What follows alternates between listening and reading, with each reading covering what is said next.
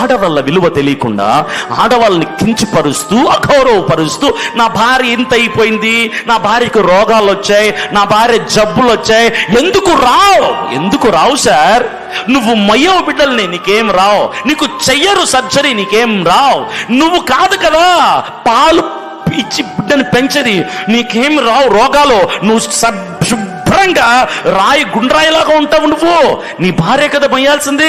చివరికి పిల్లలు వద్దు అనుకుంటే కూడా పిల్లలు ఫ్యామిలీ ప్లానింగ్ ఆపరేషన్ కూడా ఎవరు చేయించుకోవాలి? మీ భార్యల మీద మీకు ప్రేమ ఉంటే మీరు చేయించుకోండి. పిల్లలు పుట్టకుండా భార్య చేయించాలన్నీ కోయించుకుని ఆవిడేనా ఇక జీవితకాలం? ప్రేమ ఉంటే చేయండి సార్. భార్యల మీద ప్రేమ ఉంటే, ఆడవాళ్ళ మీద గౌరవం ఉంటే, ఆడవాళ్ళని విలువ ఇవ్వడం నేర్చుకోండి.